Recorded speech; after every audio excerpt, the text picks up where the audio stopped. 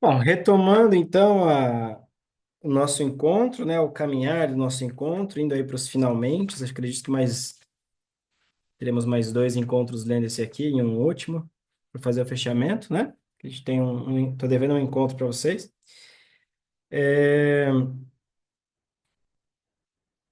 do encontro passado para hoje, ficou alguma coisa assim que não ficou legal, que querem retomar, ou podemos dar sequência?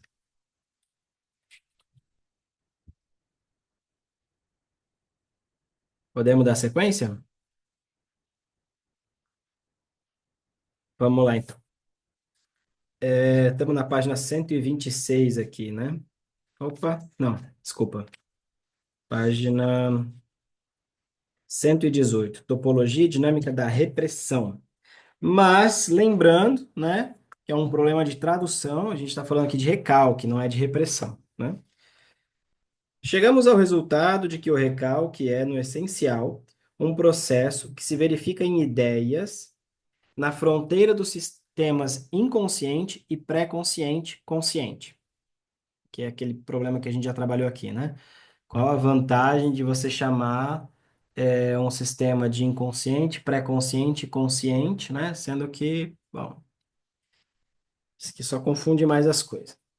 E outra coisa, no encontro passado a gente viu a diferença, né? De que, na realidade, o processo do recalque, ele afeta a representação, né?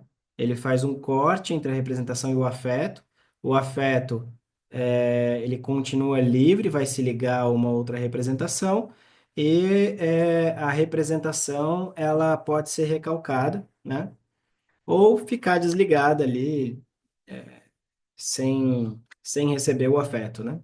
Que é onde a gente vai entrar aí com a ideia do pré-consciente ou o inconsciente latente. E agora podemos fazer uma nova tentativa de descrever mais detalhadamente esse processo, que é o processo do recalque. Deve se tratar de uma retirada de investimento. Mas perguntas: em qual sistema ocorre a retirada e qual sistema pertence o investimento retirado? Que investimento que o Freud está falando aqui? Investimento libidinal, né? Investimento de energia. A libido aqui como energia do amor. Mais uma vez, aqui nós estamos em 1915. O que o Freud está trabalhando aqui é a primeira tópica, onde você tem, a princípio, a pulsão de vida, dividida em duas categorias. A primeira é a pulsão de autoconservação, que toma o próprio eu como objeto, tá? E a segunda é a pulsão sexual, que toma qualquer outra representação de fora como objeto, ok? Então, quando a gente vai falar de investimento, nós estamos falando de investimento libidinal. Uma, uma representação ligada a um afeto, né? A gente vai dizer que, bom, isso aqui está ligado, então a pulsão de vida está ali. O sujeito ama aquele objeto, ama aquela representação, está ligado àquela representação, ok? Quando está desligado, né? Não fede nem cheira. Eu acho que é muito interessante isso, porque mostra pra gente que na teoria do Freud, nós temos a teoria do amor, do ódio e da indiferença. Curiosamente, são as três paixões do ser, como vai dizer Lacan. Quando está desligado, o que aparece é a indiferença. Daí a gente pensar que o oposto do amor não é o ódio, mas a indiferença. Né? Não fede nem cheira, literalmente, assim, tipo, passa.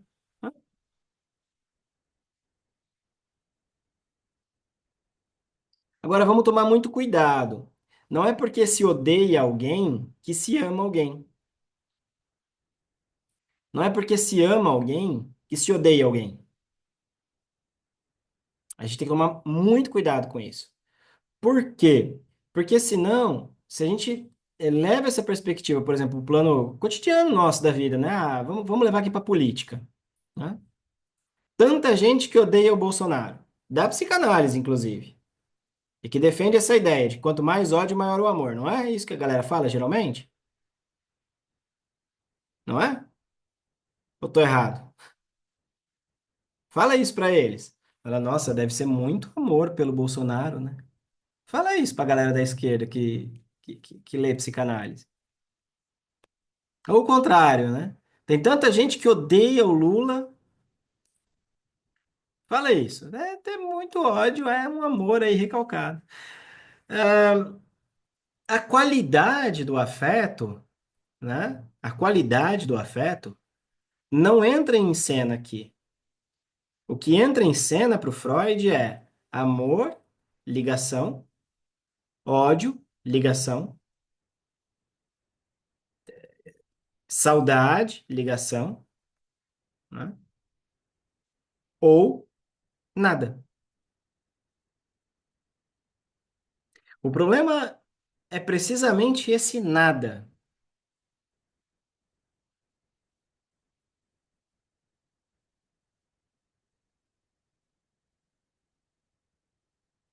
Por quê?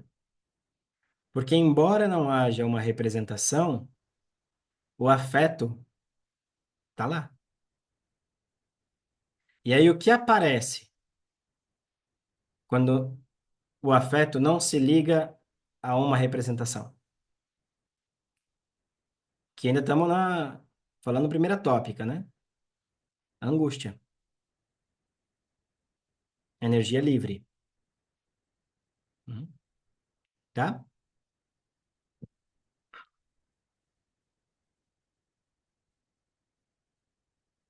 E é legal porque quando a gente vai estudar o texto Inibição, Sintoma e Angústia do Freud, a gente vê muito claramente o Freud falando isso. A angústia como consequência do recalque.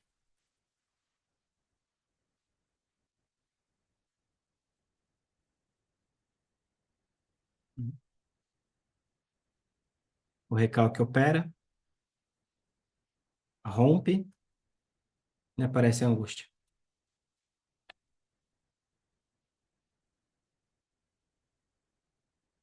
Vamos lá.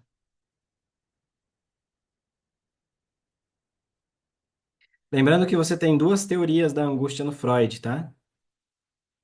A angústia como consequência do recalque e o recalque como consequência da angústia, tá?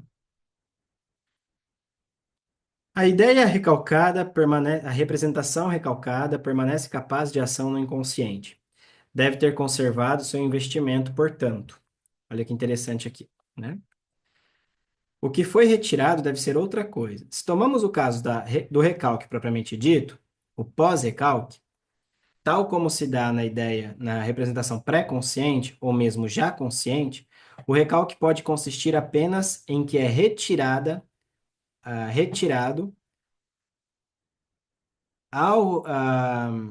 representação o investimento pré-consciente que pertence ao sistema pré-consciente. A representação permanece não investida. Então, ou recebe um investimento do inconsciente, ou conserva o investimento inconsciente que já possuía antes. Logo, a retirada do investimento pré-consciente, manutenção do inconsciente ou substituição do investimento pré-consciente por um inconsciente. Notamos, aliás, que, como por descuido, baseamos essas considerações na hipótese de que a passagem do sistema inconsciente para o seguinte não ocorre por um novo registro, mas por uma mudança de estado, uma modificação do investimento. Aqui a hipótese funcional tirou de cena a topológica sem maior esforço. Vamos lembrar que o Freud estava se perguntando, na aula passada a gente colocou essa questão, lembra? Será que você tem a dupla inscrição, né? No consciente e no inconsciente? Lembram? É aqui que o Freud está avançando aqui na discussão, tá? Mas esse processo de retirada da libido, da energia, né? Não basta para fazer mais compreensível uma outra característica do recalque.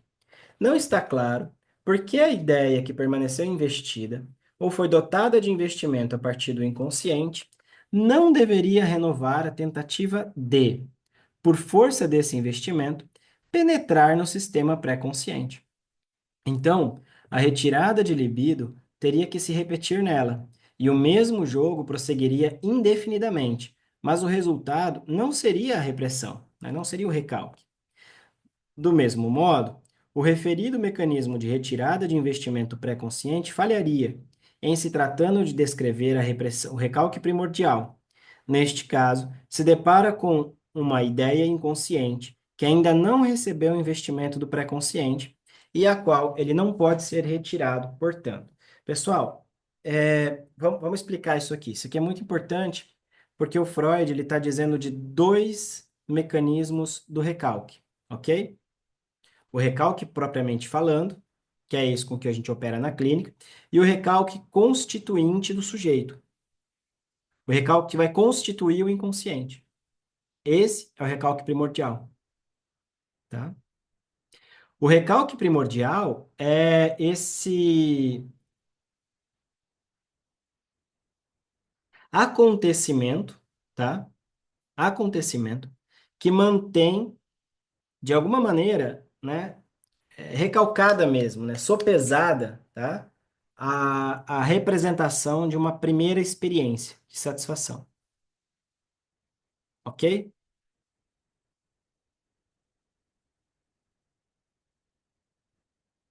E esse recalque tem uma força, tá, de atração, ou seja, ele atrai para o inconsciente, como um imã, puxa todas as representações que chegam próximo de revelar isso que está embaixo do recalque primordial, ok? Dúvida aqui?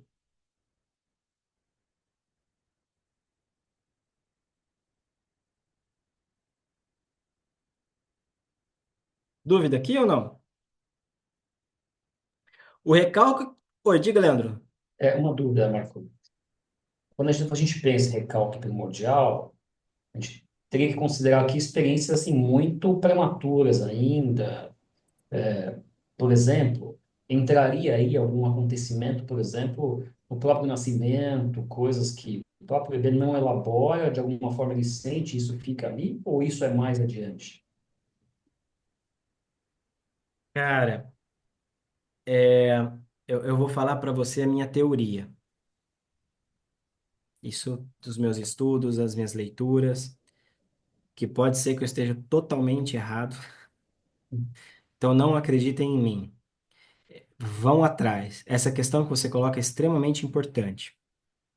Eu tenho para mim, cada vez mais, que desde o momento do nascimento, o que a gente tem naquela primeira experiência de satisfação, lembra?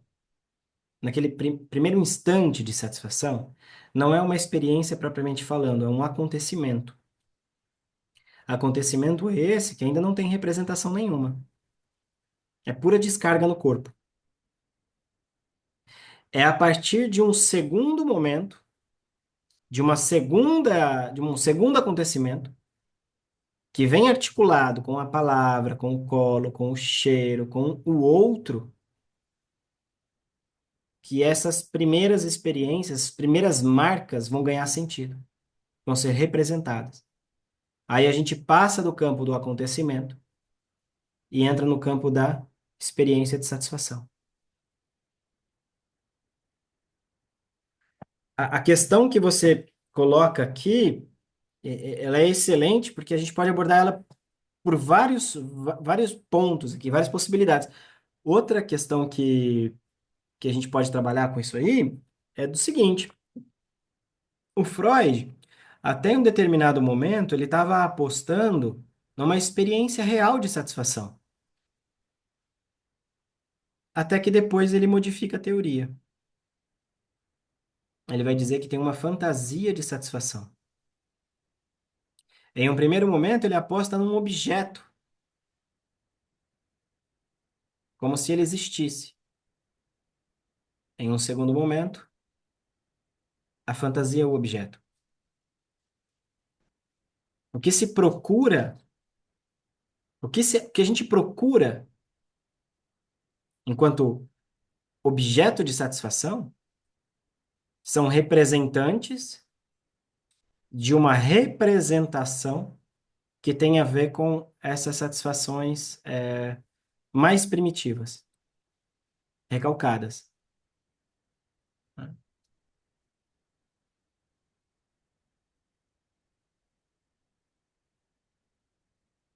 A gente não procura o objeto, dado que ele em si não existe. A gente procura reviver uma fantasia de satisfação.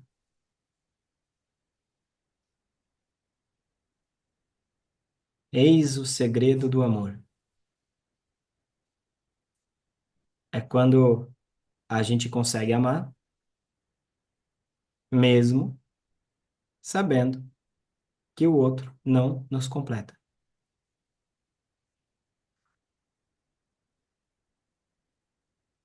Isso é tão bonito quanto difícil, né?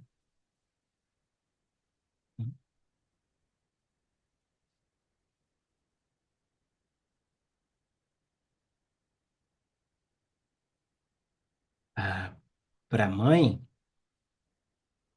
isso é até que relativamente ok quando estamos na neurose. Agora, pro filho, sai do narcisismo primário. Lembram? Sua Majestade o bebê? De repente ele se dá conta de que ele não é tudo para a mãe não é tudo para ele.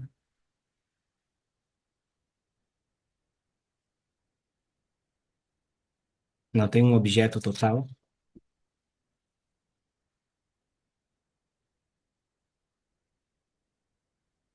Tá vendo que aqui a gente abre vários pontos assim da teoria, né? É, aí Mas é. Oi? abriu bastante, né? É. Interessante.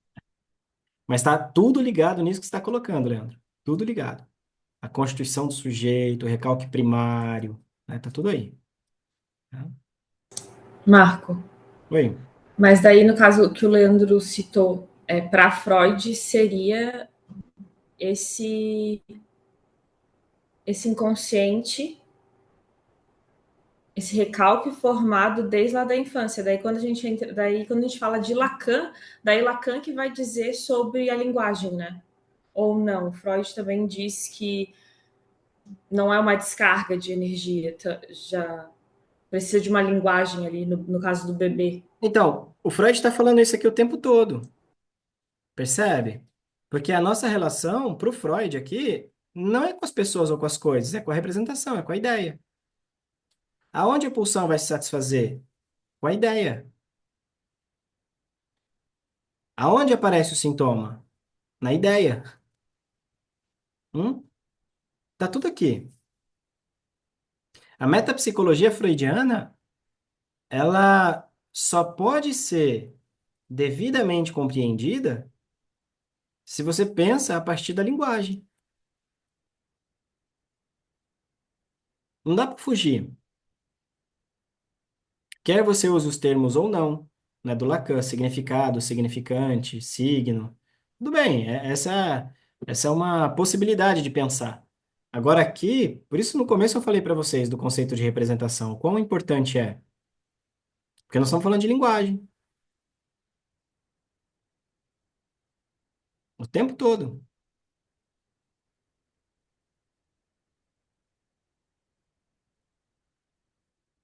Sair da angústia, em alguns momentos, é construir um objeto. Como é que se constrói um objeto? Falando, inventando. A gente se apoia nas nossas próprias invenções.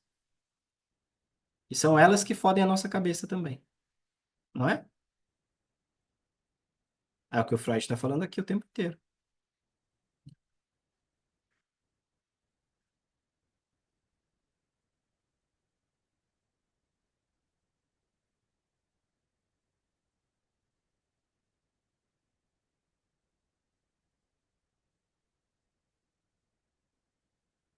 Tá. Então, ok? Podemos seguir? Mais alguma coisa? Tá ok para vocês. Recalque primordial é esse recalque constituinte do sujeito, né? Esse primeiro corte aí, tá? Aí o Marco Antônio Coutinho Jorge vai trabalhar com uma teoria, que esse recalque primordial é aquilo que rompe com a gente, né, no campo da natureza, né, nos desnaturaliza. Esse recalque está articulado com a linguagem, né? Outros colegas vão apostar nesse recalque operando sob a diferença sexual, dos dois sexos. Aqui é sexual, não é gênero, né? Então, cada um vai acabar elaborando uma teoria aí sobre isso.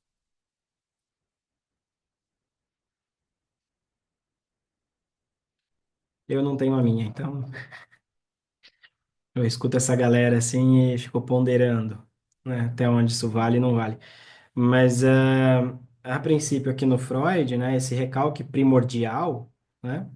Aí no texto o recalque ele vai falar um pouquinho melhor sobre isso, mas esse recalque primordial é o constituinte do inconsciente. Tá? O que é interessante, porque para o bebê, sequer a gente pode dizer que tem consciente ou inconsciente ali. Veja, o inconsciente vai sendo criado, construído, produzido na relação com o outro.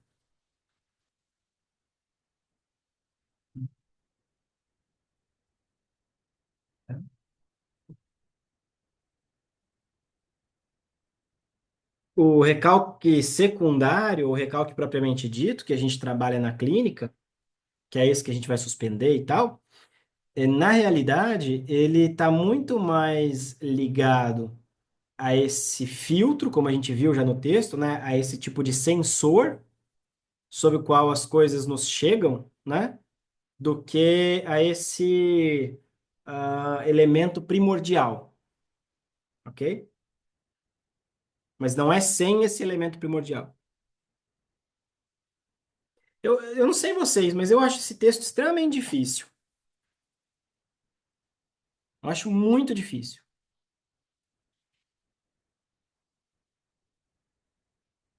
Cheio de detalhezinhos, né? Vamos lá. Temos aqui necessidade, então, de outro processo, que no primeiro caso sustente a repressão, né? Que sustente o recalque, e no segundo, cuide da sua produção e continuidade. Então, a gente tem aqui um primeiro momento, uma força, né? Que vai sustentar essa ideia recalcada. No segundo momento, vai cuidar para que isso continue lá, né? Só podemos enxergá-lo na posição de um contra-investimento, através do qual o sistema pré-consciente se proteja do assalto da ideia inconsciente. Então, se por um lado a gente tem essa força atraindo, né, força do inconsciente, do recalcado primário, atraindo as representações para si, por outro lado, você tem esse elemento, tá? Que vai ser um contra-investimento que tenta tirar, né? Deixar recalcado, tirar da consciência isso e apertar. Então você tem um duplo jogo de forças. Por um lado, você tem uma força de atração e do inconsciente para o inconsciente, e do outro lado, você tem uma força de repulsa da consciência para o inconsciente. Isso aqui é uma merda. Aonde nós vamos entender isso aqui melhor? Mal-estar na civilização. Quando Freud trabalha já com a questão do superego. Ele vai dizer que o superego é essa polícia interna que tenta manter afastado do eu tudo aquilo que de alguma maneira vai perturbá-lo. Então, o superego, ele é uma parte, aqui nós estamos segundo a tópica completa. O superego é uma parte diferenciada do eu que toma o eu como objeto para protegê-lo de si mesmo. Pois é, minha gente, o superior não é essa coisa toda, não. Pro Freud,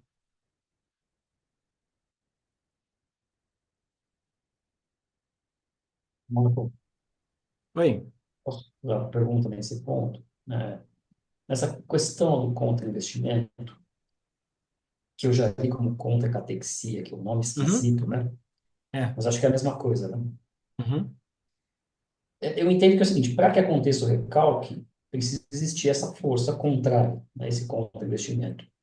Mas eu entendo que esse contra-investimento, isso deve demandar energia também, do Sim, eu. sim, sim, sim. Quer dizer, tem uma energia ali, fazendo com que isso fique ali recalcado. É isso? Sim, é. Esse é o grande problema da depressão. Esse é o grande problema da depressão. A metapsicologia da depressão passa por aí, né? Você perde a vida, né? Você perde a vida, zero energia. Por quê? Quando você põe o paciente para falar, ele começa a falar das maiores atrocidades que passam na cabeça dele, para não se haver com isso.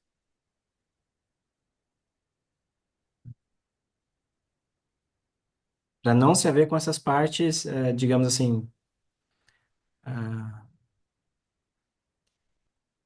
partes.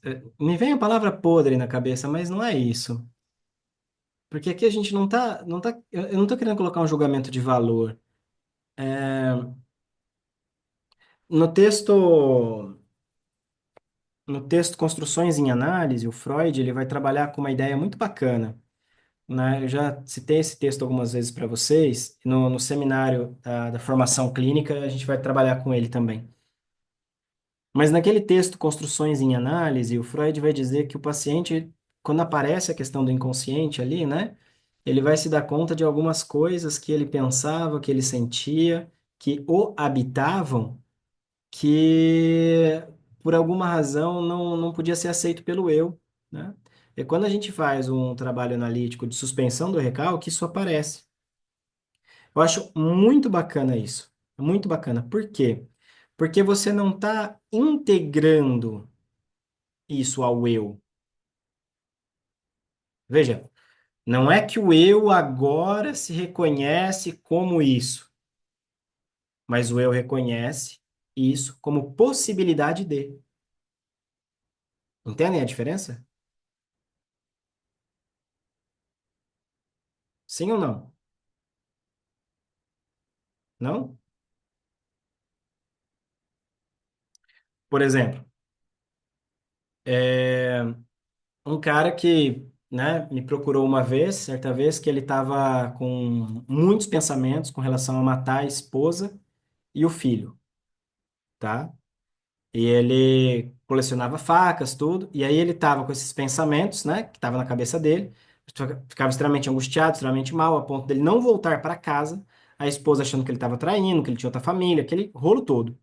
Eis que chega um jornal aqui da nossa cidade mostrando justamente um cara que degolou a mulher. Pegou, cortou o pescoço, na mesma época, assim. Gente, eu falo, tem coisas que acho que nem Jung explica. Sabe aquele inconsciente coletivo da coisa? Esse cara me procura, então, em prantos, desesperado, tá? Desesperado. Porque só isso vinha na cabeça dele. Ele cortando o pescoço da mulher dele e do filho dele. E era uma coisa que ele não queria de jeito nenhum. Pergunta: esse cara em análise vai se descobrir um assassino? Não, de forma alguma. Agora, por que que essa ideia vem como sintoma? O recalque fracassa, aparece a angústia. Vai trabalhando, trabalhando, trabalhando, trabalhando. O que é degolar a mulher e o filho? Como é que você vê isso? Sufocar, matar. E ele começa a reconhecer que a vida inteira dele no casamento, o que ele fez foi isso. Não deixou a mulher trabalhar. A mulher fez uma faculdade, mas ele falou: não, se você quiser trabalhar, trabalha. Se você não quiser, eu banco tudo. Essa mulher começou a trabalhar para ele. Essa mulher estava infeliz no casamento. O filho começa a trabalhar para ele. Hum. Veja, ele começa a se dar conta de que ele estava matando a esposa e o filho, que ele estava cortando, né, a cabeça dos dois.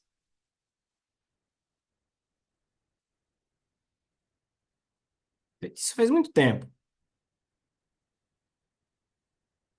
Agora, o que, trazendo aqui a questão que eu estava colocando para vocês, né? Quando faz essa suspensão do recalque, o que a gente vê É que isso é uma possibilidade dele. Mas não precisa ser assim. Hum? Esse cara senta com o filho e fala: Filho, você quer trabalhar com outra coisa? Eu vou aposentar. Aí foi aquele choque, né?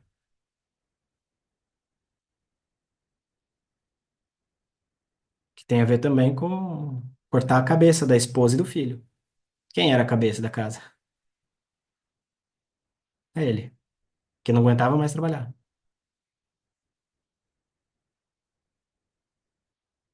Precisou elaborar tudo isso.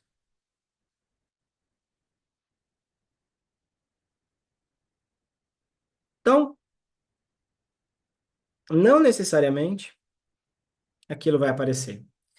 Podemos também dizer do caso dos miolos frescos, que o Lacan tanto comenta, né? Acho que é um. Eu não sei de quem que era o paciente, mas o paciente ele está fazendo terapia e o terapeuta, né? O psicanalista começa a escutar o cara fala assim, ó, eu tô plagiando, eu tô plagiando, eu tô plagiando.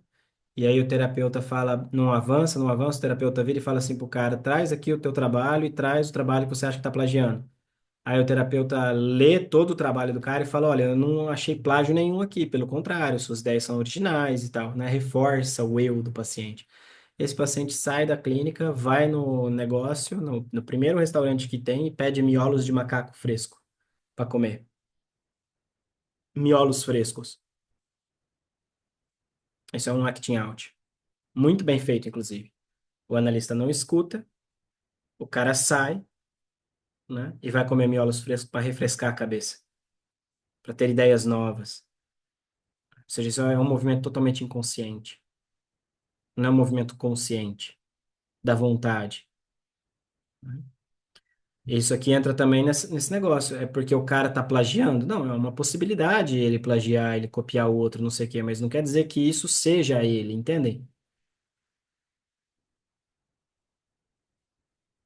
Quando a gente faz suspensão do recalque, o que aparece são possibilidades. Pode ser coisas também que você é. Afinal de contas, o Freud vai dizer que no inconsciente a gente tem um mecanismo do paradoxo, né?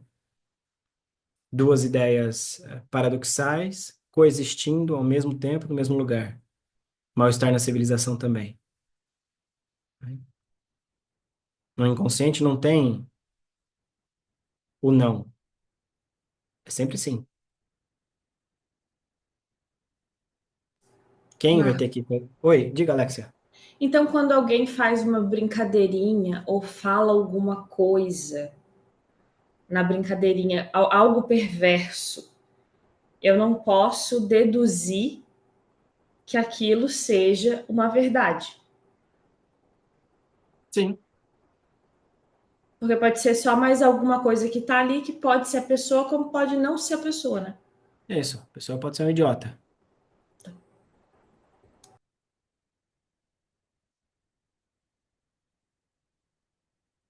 Uhum.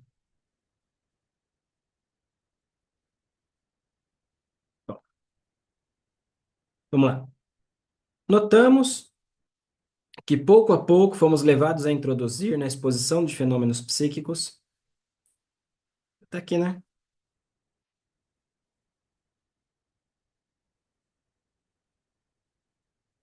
É. Notamos que, pouco a pouco, fomos levados a introduzir na exposição de fenômenos psíquicos um terceiro ponto de vista, além do dinâmico e do topológico, o econômico, que procura acompanhar os destinos das quantidades de excitação e alcançar uma avaliação ao menos relativa dos mesmos. Então, topológico, o lugar, o dinâmico, que é essa passagem de um lugar para o outro, né? É a dinâmica de funcionamento da coisa. E também econômico, que é a quantidade de força, a quantidade de libido, né? Parece-nos apropriado distinguir, com um nome especial, o modo de ver as coisas, que é a consumação da pesquisa psicanalítica. Proponho que seja denominada metapsicológica, uma exposição na qual consigamos descrever um processo psíquico em suas relações dinâmicas, topológicas e econômicas. Diga-se de imediato que, no estado atual de nossos conhecimentos, conseguiremos fazê-lo apenas em alguns pontos isolados. Ou seja, quando você tem um sintoma, a ideia é que você possa apresentá-lo, né, metapsicologicamente falando. Devia ser muito legal estudar a psicanálise com esses caras aqui. Hoje está tudo mais mastigadinho, né? Devia ser muito legal.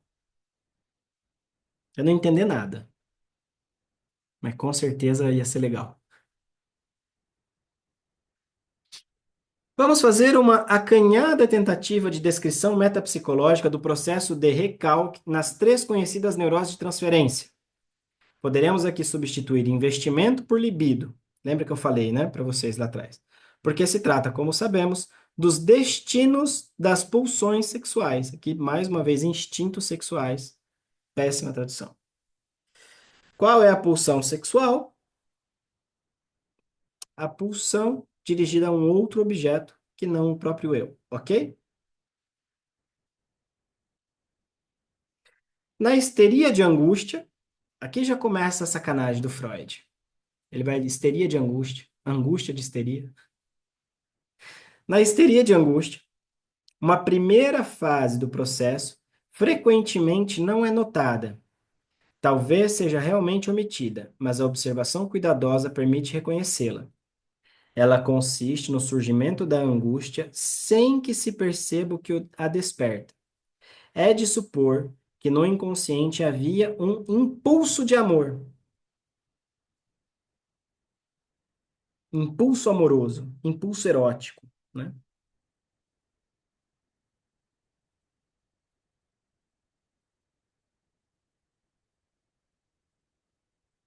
Que demandava transposição para o sistema pré-consciente. Mas o investimento a ele dirigido, vindo desse sistema, recolheu-se como numa tentativa de fuga. E o investimento libidinal inconsciente da ideia rejeitada foi descarregado como angústia. Olha que legal. A ideia rejeitada vai para o processo de recalque e o que aparece? A angústia. Puro afeto.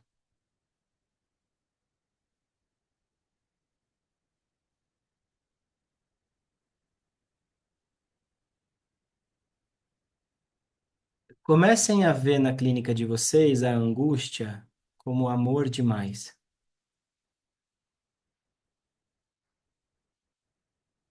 Um excesso de amor. Vocês já pararam para pensar que quem tenta se matar é porque está ligado, na grande maioria das vezes, a um amor, a um ideal insustentável?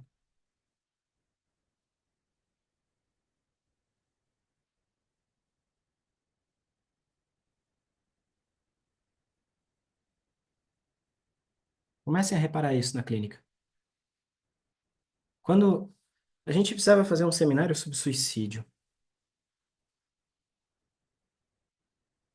quando alguém começa a pensar em se matar, é porque o eu ideal e o ideal do eu começou a dar tilt, não é?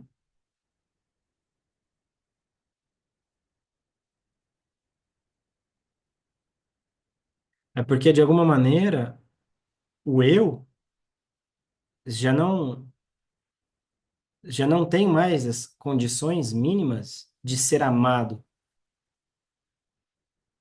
por quem? Por si mesmo. Né? O que a gente vê, então, é um investimento libidinal em um ideal, tá? E esse ideal não casa com a maneira como o paciente se percebe, se enxerga.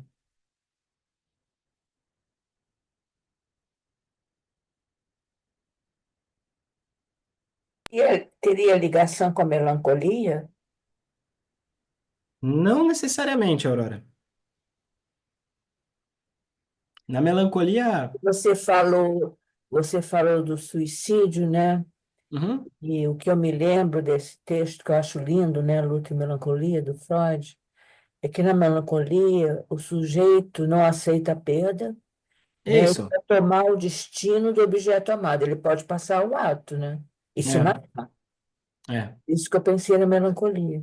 isso. Mas na melancolia, não há absolutamente nada, tá? Que seja digno de ser amado. Mas não é um Aí, luto patológico? oi? Não seria um luto patológico? Sim, sim. Mas como assim? O objeto não é digno de ser amado? Você não encontra nenhum objeto digno de ser amado, porque tá ali trabalhando no ideal, né? Então nada satisfaz, nada é bom, nada é gostoso, nada presta, nada compensa, nada. Eu tô com uma irmã que perdeu o marido, ela casou muito jovem, perdeu o marido há uns 7 anos atrás, e até hoje, às vezes duvida, às vezes lamenta. Eu achei que ela caiu na melancolia, nesse sentido de não conseguir fazer um luto. Então, aqui tem uma diferença E ela, importante. só um minutinho, ela diz que ele foi tudo para ela. Aí realmente fica difícil, né? Eu fiquei pensando nesse ideal, né? Porque se uma pessoa é tudo para você e você perde essa pessoa, você fica sem nada, né? Aí precisa ir para análise para entender o que que é esse tudo, né? Precisa É levar para tudo que análise ela para não vai entender. fazer é uma análise. Ela está gozando disso. Isso, lembra ontem no texto a gente discutiu isso, né? Quando a gente se apega ao sintoma, ao sofrimento, né? É abuso, né? É. Agora, só para mostrar uma diferença aqui, Aurora, na melancolia, nada presta, tá tudo no campo do ideal, né?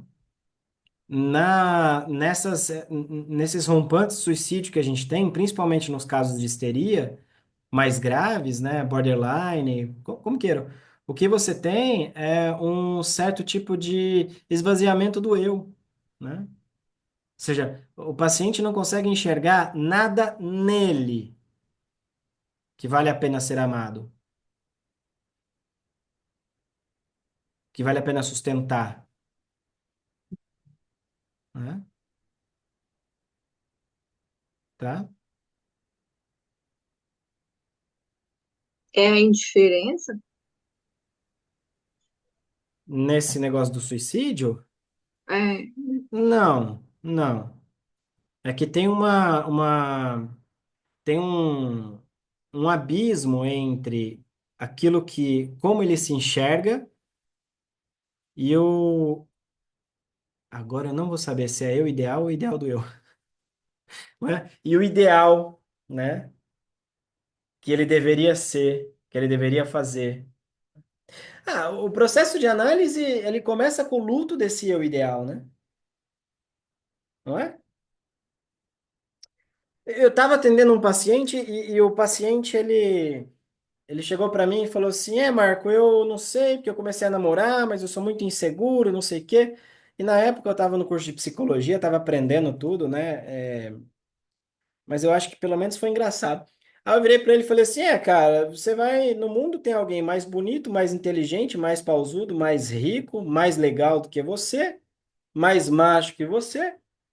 E mesmo assim ela escolhe ficar com você, né? Veja, essa intervenção, um tanto quanto desnecessária, completamente desnecessária, porque eu não estava escutando ele, por isso falei. Tem uma verdade, é uma psicanálise selvagem, como diria Freud, né? Tem uma verdade aí, mostrar pro cara que você não é isso tudo. E você não precisa ser.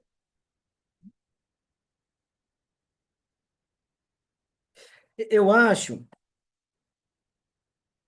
que a minha namorada tá aqui, ela vai confirmar isso aqui. Eu acho que as melhores relações de amor são aquelas quando o outro aceita aquilo que a gente tem para dar. Ah lá, ela falou que não. Tem que dar mais. Ela falou que sim. Não é. Porque enquanto a gente. E isso eu falo para vocês, isso depois de muitos anos, depois de muito sofrimento, muita análise de tudo. Porque enquanto a gente está preso na demanda do outro, a gente não está sendo a gente. Aí deprime, aí angustia, aí fica doente. Hum? Isso tem a ver com aquilo que eu disse, né? Da questão do amor. Tô muito romântico hoje, né?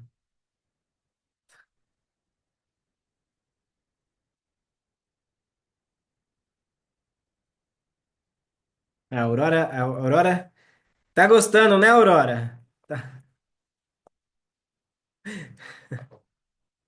Vamos lá.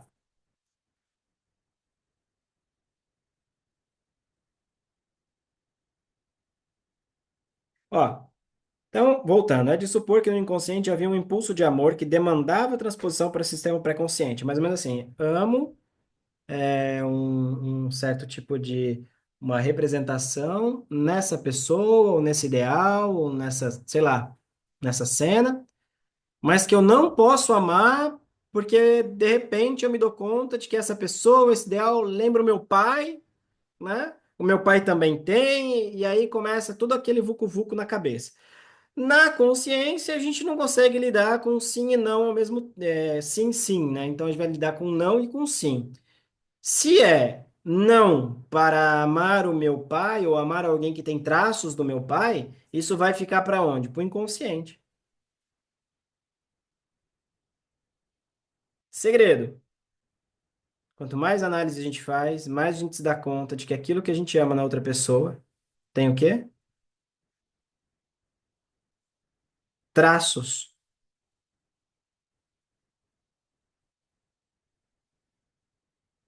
daqueles que nos amaram primeiro. Minha namorada tem muitos traços da minha avó.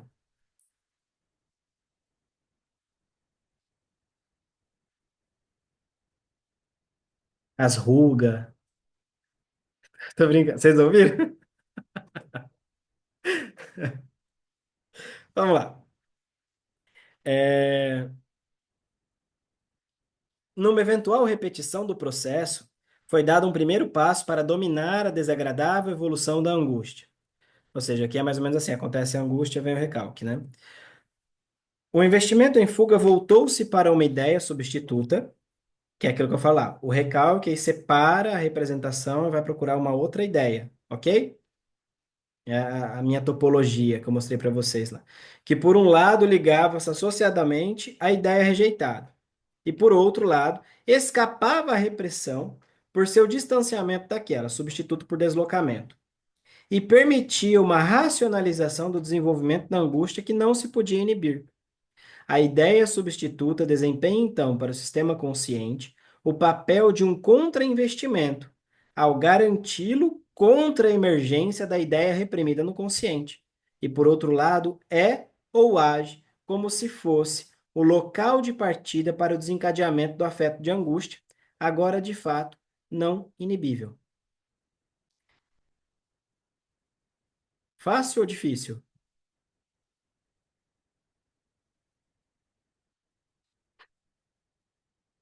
Exemplo.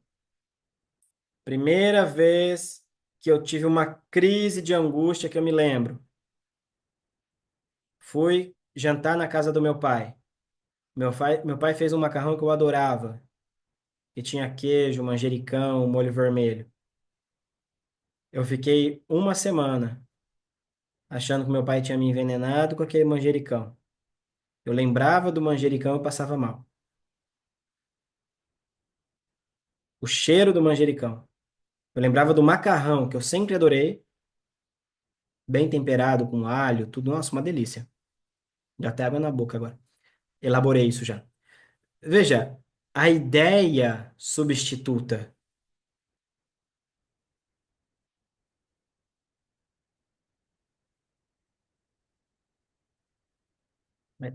O problema da angústia era o macarrão com manjericão e molho vermelho? Não. Mas racionaliza-se, coloca-se no lugar de, para não saber do que se trata.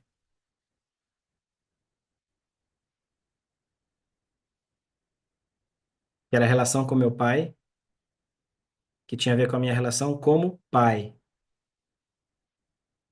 Com meu pai, como pai, comer o pai.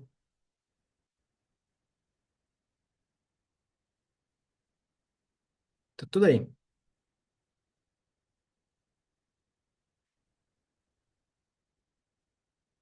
Isso deve ter sido em 2009, mais ou menos, 2008. Faz tempo pra cacete.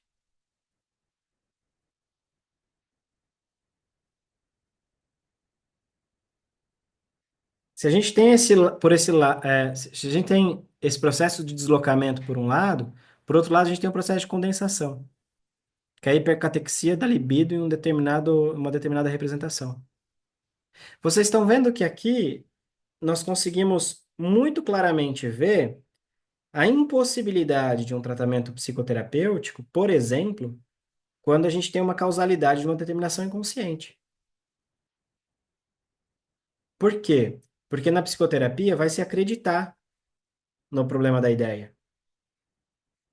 É como se eu tivesse adquirido uma fobia do macarrão do meu pai. Na psicanálise, isso vai ser investigado. A gente está trabalhando com uma representação. Isso está deslocado. Não é o macarrão. Não é a comida. É outra coisa. Não é o que o meu pai me oferece. É outra coisa. Que tem a ver com o que o meu pai me oferece, né? Vamos lá. A observação clínica mostra que, por exemplo, a criança que sofre de fobia de animal, caso pequeno Hans, sente angústia em dois tipos de condições. Primeiro, quando o impulso amoroso reprimido é intensificado. Amor demais. O que eu estava falando para vocês, né? Segundo, quando o animal angustiante é percebido. A ideia substituta se comporta, num caso, como local de uma transmissão do sistema inconsciente para o consciente. No outro, como uma fonte independente que desencadeia a angústia. Então, veja, isso permite aqui no pequeno Hans que ele tenha alguma relação com o pai dele, não é? Que o pai não seja objeto de angústia, mas objeto de amor.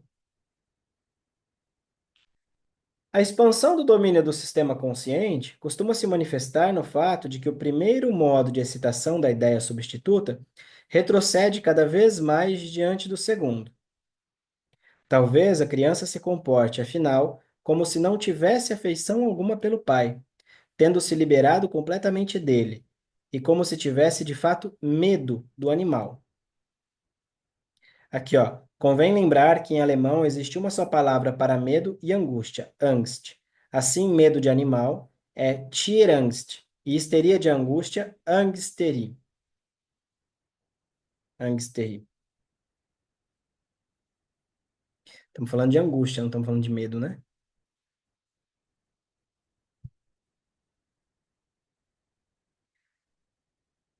Mas esse medo, essa angústia, nutrida da fonte instintual, pulsional e inconsciente, né, revela-se pertinaz e desmedida face a todas as influências do sistema consciente, traindo desse modo sua proveniência do sistema inconsciente. Como é que acontece aqui, gente? Quando tem alguma coisa do inconsciente, a verdade é que a gente não está. É que isso que está no inconsciente, ele vai pulsar, né?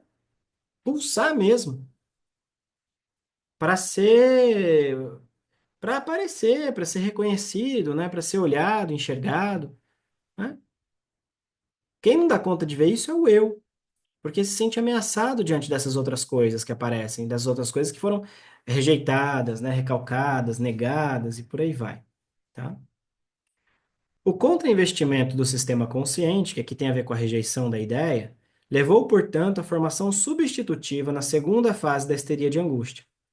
Logo, o mesmo mecanismo encontra uma nova aplicação. O processo de repressão ainda não terminou, como sabemos, e encontra um outro objetivo na tarefa de inibir o desenvolvimento da angústia a partir do substituto. Então, o processo de recalque, além de fazer o corte entre a ideia primeira e o afeto, liberando o afeto, ele vai fazer uma colagem, uma síntese do afeto com uma segunda ideia, permitindo que essa segunda ideia, né, produza um efeito de diminuição da tensão, de diminuição da angústia. O que o Freud está mostrando aqui para a gente é que o aparelho psíquico, tal qual ele pensa e desenvolve aqui, né, ele é ele tem uma autogestão, né? Ele está sempre buscando a homeostase. Funciona bonitinho.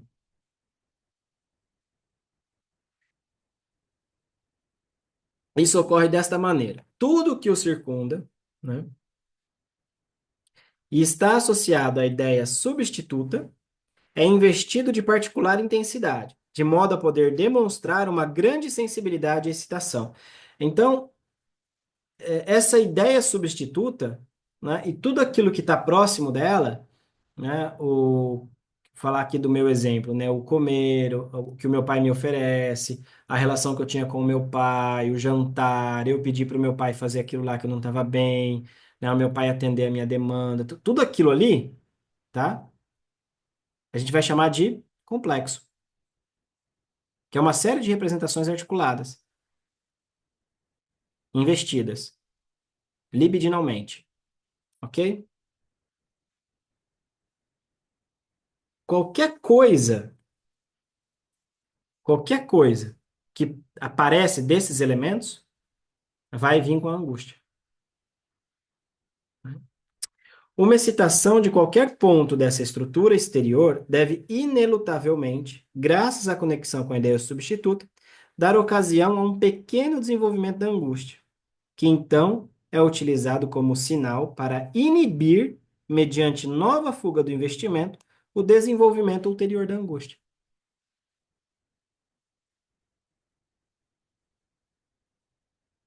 Tá ok, gente? Tá muito difícil? Como é que tá?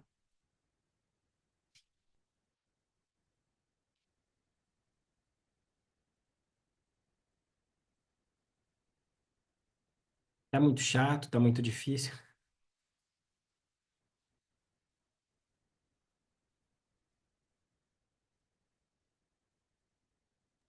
É difícil mesmo. É, é complexo demais, né? Uhum. Chato, tá? Não, é difícil. Estão conseguindo entender alguma coisa? Então, tem gente que acha que Lacan é difícil. Eu falo, vocês acham isso porque vocês nunca pegaram o Freud para ler, dando atenção aos detalhes da teoria dele.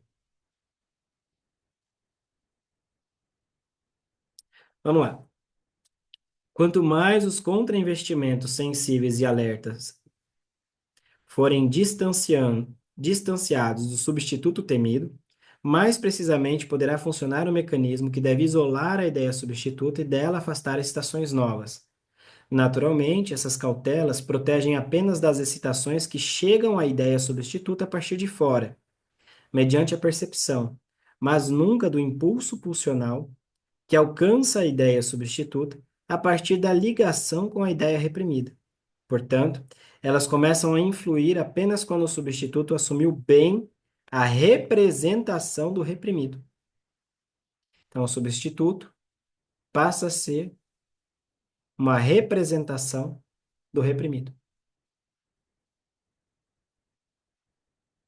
A cada aumento da excitação pulsional, o baluarte de proteção em torno da ideia substituta tem que ser colocado um pouco adiante. Toda essa construção, que de modo análogo é produzida nas outras neuroses, leva o nome de fobia. A fuga ante o investimento consciente da ideia substituta se exprime nas renúncias, evitações e proibições em que reconhecemos a histeria de angústia. Olhando todo o processo, pode-se dizer que a terceira fase repetiu em escala maior o trabalho da segunda. O sistema inconsciente protege-se agora da ativação da ideia substituta, mediante o contrainvestimento de tudo aquilo que circunda essa ideia. Ou seja, tudo aquilo que tem a ver com essa ideia substituta, com essa outra representação, vai ficar de alguma maneira ali, né? Num certo tipo de, bom, cuidado, perigo, não mexe aqui. Tá? Desse modo, prosseguiu a formação substitutiva por deslocamento. É preciso acrescentar que antes o sistema consciente possuía tão só um pequeno lugar por onde podia irromper o impulso pulsional reprimido, ou seja, a ideia substituta, mas que afinal toda a estrutura fóbica exterior corresponde ao tal enclave da influência inconsciente. Além disso, podemos sublinhar o ponto de vista interessante de que, através do mecanismo de defesa posto em ação, foi alcançada uma projeção do perigo pulsional para fora. Ou seja, ao invés de algo de dentro, né, coloca lá fora. Ao invés do algo do eu se dar conta daquilo que ele precisa reconhecer nele mesmo, ou precisa no mínimo pensar como possibilidade de, ele coloca lá para fora. O eu se comporta como se o perigo do desenvolvimento da angústia não partisse de uma pulsão, né? Mas de uma percepção, o que lhe permite reagir a esse perigo externo com as tentativas de fuga das evitações fóbicas. Uma coisa, o recalque obtém nesse processo. O desencadeamento de angústia pode ser represado em alguma medida, mas apenas com pesados sacrifícios da liberdade pessoal. Tentativas de fuga ante exigências pulsionais são geralmente inúteis, porém, e o resultado da fuga fóbica é sempre insatisfatório. Boa parte do que encontramos na histeria de angústia vale também para as duas outras neuroses, de maneira que podemos limitar a discussão às diferenças e ao papel da contratransferência. Na histeria de conversão, o investimento pulsional da ideia reprimida é transformado em inervação do sintoma, né? Na histeria de conversão, o investimento pulsional na ideia reprimida é transformado em inervação do sintoma, ou seja, ao invés da ideia, aparece uma conversão em uma parte, né, do corpo, ok? O sintoma passa a representar, atenção aqui, o sintoma passa a representar aquilo que, de alguma maneira, está recalcado inconsciente, tá? Até onde e em que condições a ideia inconsciente é drenada por essa descarga e inervação, de modo a poder abandonar o assédio ao sistema consciente, é uma questão que, juntamente com outras semelhantes, será melhor preservar para uma investigação especial da histeria. O papel do contrainvestimento, que parte do sistema consciente, é nítido na histeria de conversão e vem à luz na formação de sintomas.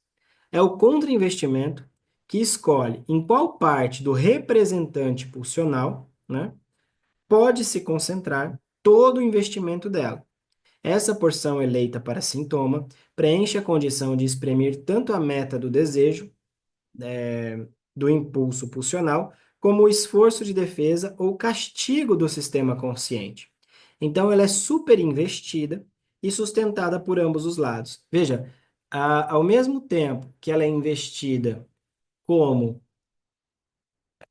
aquilo que vai manter, né, manter a representação longe da consciência, por outro lado, ela é investida a partir de um outro conceito que não está aqui, que é o superego,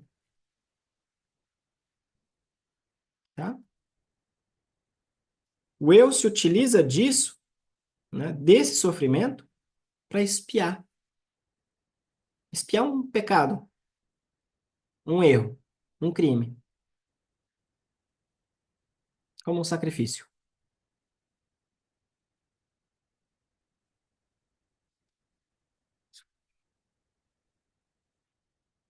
Dessa situação, podemos inferir que o dispêndio em repressão do sistema consciente não precisa ser tão grande como a energia de investimento do sintoma, pois a intensidade da repressão é medida pelo contrainvestimento aplicado, e o sintoma não se apoia apenas no contrainvestimento, mas também no investimento pulsional nele condensado, vindo do sistema inconsciente.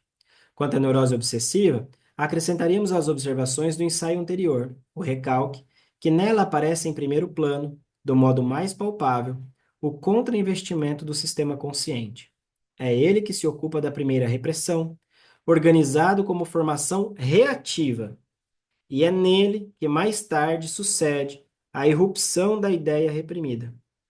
Pode-se conjecturar que é devido à preponderância do contrainvestimento e à ausência de descarga que a obra da repressão parece muito menos bem-sucedida na histeria de angústia e na neurose obsessiva que na histeria de conversão. Bom, deixa eu ver aqui se a gente segue. Vamos seguir? Sim? Terminar essa parte aqui? As características especiais do sistema inconsciente. A distinção entre os dois sistemas psíquicos ganha nova significação se atentarmos para o fato de que os processos de um deles, do inconsciente, mostram características que não se acham naquele imediatamente acima. O âmago do inconsciente consiste de representantes pulsionais que querem descarregar seu investimento, de impulsos de desejo, portanto. Olha que legal, né? A Alexia tinha perguntado a questão da linguagem, né? Olha aqui a questão da linguagem, Alexia. De representantes. Tá aqui. Esses impulsos pulsionais são coordenados entre si, coexistem sem influência mútua, não contradizem uns aos outros. Isso aqui é aquilo que eu estava falando para vocês do paradoxo, né, dentro do inconsciente.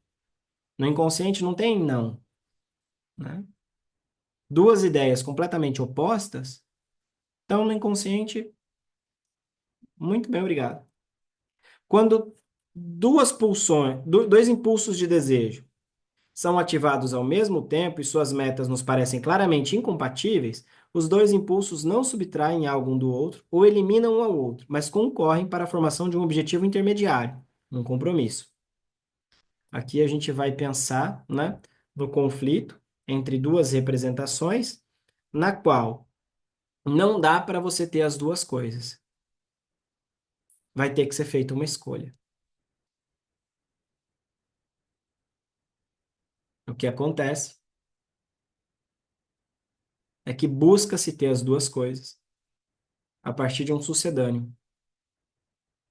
Então, nós temos aqui a formação de um compromisso. Você não vai ter as duas coisas, mas você elege um substituto que te dê algo das duas coisas. Você, seu inconsciente, tá, gente? Nesse sistema, não há negação, não há dúvida nem graus de certeza. Tudo isso é trazido apenas pelo trabalho da censura entre inconsciente e pré-consciente. A negação é um substituto da repressão em nível mais alto. No inconsciente existem apenas conteúdos mais ou menos fortemente investidos. Olha que interessante. A negação é um substituto da repressão, né? Quanto mais você chega ali na parte consciente do eu, você não vai encontrar a repressão, você vai encontrar a negação. Nega-se aquilo que se deseja. Há uma mobilidade bem maior das intensidades de investimento. Veja que o Freud está saindo um pouco do campo da topologia e da dinâmica e entrando no ponto da parte econômica, a intensidade de investimento.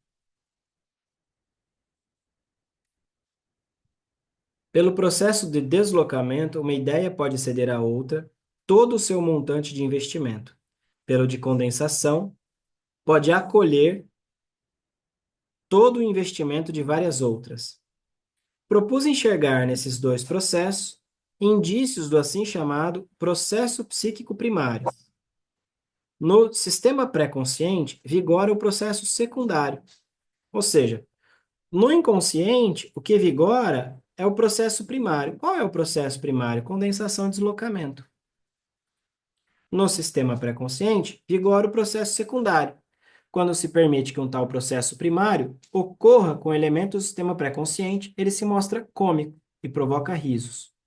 Os processos do sistema inconsciente são atemporais, isto é, não são ordenados temporalmente, não são alterados pela passagem do tempo, não tem relação nenhuma com o tempo.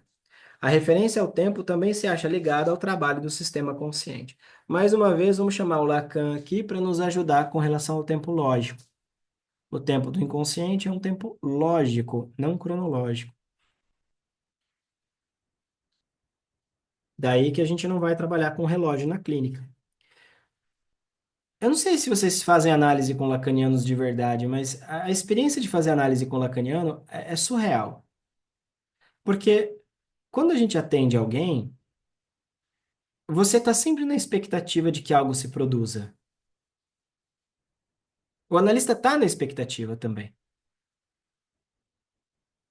Não tem alguma coisa, o paciente começa a falar alguma coisa, você não tem ideia de onde vai dar. Você não espera que dê em lugar algum. Mas aquilo aparece como um achado. E aparece de tal maneira que às vezes o próprio paciente fala: "Ah, deu por hoje". É maravilhosa a experiência. Porque você começa a ver quem é o analista, afinal de contas.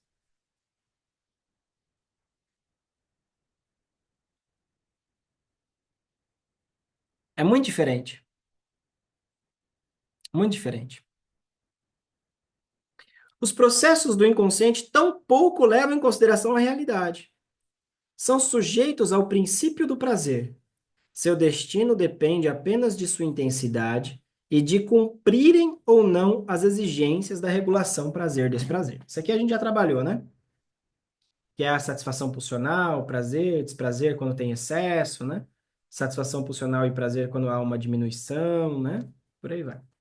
Vamos resumir. Então, no inconsciente, a gente vai encontrar o quê? Ausência de contradição, processo primário, né, com a mobilidade dos investimentos, que é deslocamento e condensação, a temporalidade e substituição da realidade interna externa pela psíquica. Ou seja, aquilo que a gente chama de realidade, ela é desde sempre subjetivo. Não tem nada de objetivo na realidade. São as características que podemos esperar encontrar nos processos do sistema inconsciente. Os processos inconscientes tornam-se cognoscíveis para nós apenas nas condições do sonho das neuroses, do sonho e das neuroses, ou seja, quando processos do mais elevado sistema pré-consciente são transpostos para um estágio anterior mediante um rebaixamento, regressão. Rebaixamento do quê? Da consciência. Tá? Em si, eles são incognoscíveis e também incapazes de existência, porque ao sistema inconsciente se sobrepõe bastante cedo o pré-consciente, que se apoderou do acesso à consciência e à motilidade. Nós só vamos ter acesso ao inconsciente quando ele passa a tornar-se consciente. Nós só vamos saber que algo era inconsciente no passado. Nunca isso é inconsciente. Percebem a diferença? Um psicanalista não pode apontar para o paciente e falar assim: olha, isso aqui que você está falando é inconsciente. Não. Sequer a gente sabe se era ou não era. Só depois, a partir dos efeitos de uma intervenção, que a gente vai ver o que se produziu. A descarga. A descarga do sistema inconsciente passa para a inervação somática, para o corpo, né? Levando ao desenvolvimento do afeto. Mas, como vimos, mesmo essa via de escoamento é contestada pelo pré-consciente. Apenas por si, o sistema pré-consciente, em circunstâncias normais, não poderia realizar nenhuma ação muscular apropriada, com exceção daquelas já organizadas como reflexos. Sistema arco-reflexo está no campo do pré-consciente para o Freud, não está no campo do inconsciente. Legal isso, né? Porque o que a gente escuta na medicina é o contrário, não é? Fogo, queima, tira a mão. Para o Freud está no pré-consciente. Você tem a consciência de que tem algo errado.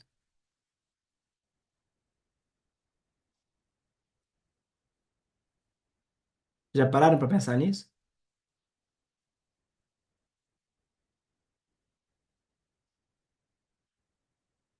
A plena significação dessas características do sistema inconsciente só se tornaria clara para nós se pudéssemos contrapô-las aos atributos do sistema pré-consciente e compará-las a estes.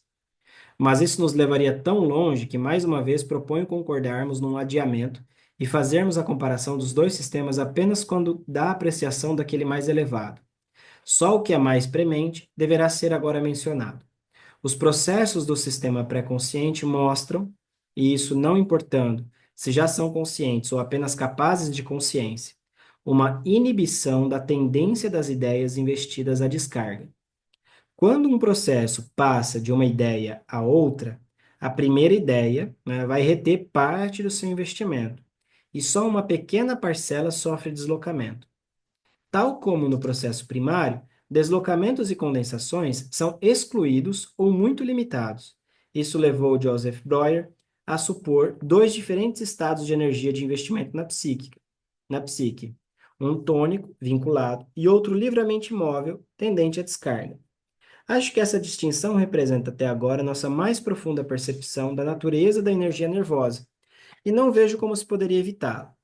Uma necessidade premente numa apresentação metapsicológica, mas talvez um empreendimento por demais ousado, seria prosseguir a discussão desse ponto. Ao sistema pré-consciente cabem, além disso, o estabelecimento de uma capacidade de comunicação entre os conteúdos das ideias, de maneira que possam influenciar uns aos outros, a ordenação temporal deles, a introdução de uma ou várias censuras, a prova da realidade e o princípio da realidade. Depois, no texto O Eu e o Isso, do Freud, ele vai colocar tudo isso aqui no campo do quê? Do eu, né? No campo do eu. O eu vai julgar. Não é o super-eu que julga, é o eu, né? Também a memória consciente parece depender inteiramente do pré-consciente. Ela deve ser claramente diferenciada dos traços mnemônicos em que se fixam as experiências do inconsciente. Isso aqui é muito legal, gente. Traços mnemônicos, traços de memória. Não é a memória, não é a representação, são traços.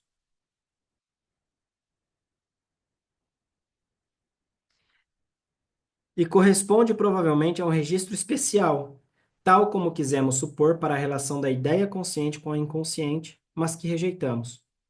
Nisso também acharemos meios de pôr fim à oscilação ao nomear o sistema mais elevado que agora chamamos indiferentemente de pré-consciente ou de consciente. E será oportuna a advertência de não generalizar apressadamente o que aqui esclarecemos sobre a distribuição das funções psíquicas entre os dois sistemas. Nós descrevemos a situação tal como se mostra no ser humano adulto, no qual o sistema pré-consciente, a rigor, funciona apenas como estágio preliminar da organização mais elevada. O conteúdo e as relações que tem esse sistema durante o desenvolvimento individual e a significação que lhe cabe nos animais não devem ser inferidos da nossa descrição, mas sim pesquisados independentemente. Além disso, devemos estar preparados para encontrar no ser humano condições patológicas em que os dois sistemas mudam, ou mesmo trocam entre si tanto o conteúdo como as características. Aqui a gente está falando de um psicótico em surto, tá? E paramos por aqui hoje.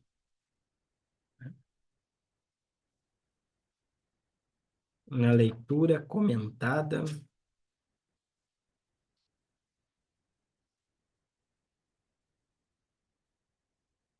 Dúvidas, comentários.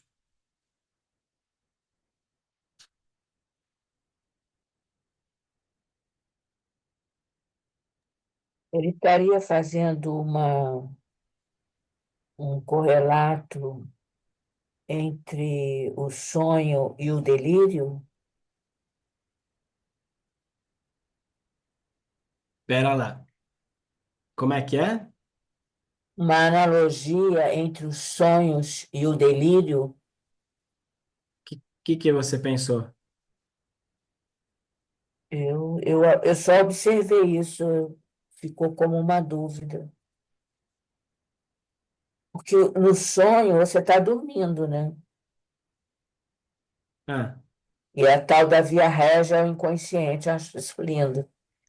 mas no sonho, você ainda assim tem a presença do recalque. E no delírio psicótico, aliás, o recalque não se dá na psicose, né? Exatamente. É Exatamente. outro mecanismo, né? É, É a tal da fora-oclusão do nome do pai, né? é. Então a O que, diferença estaria. o que a gente sabe do sonho, Aurora, é aquilo que aparece no relato. E o relato, ele já aparece distorcido, né? No delírio psicótico, o que você tem, como disse a Colette Soler, o inconsciente é só a céu aberto.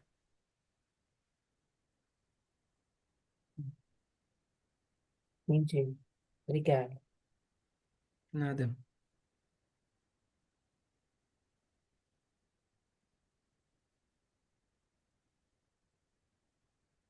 Beleza, pessoal.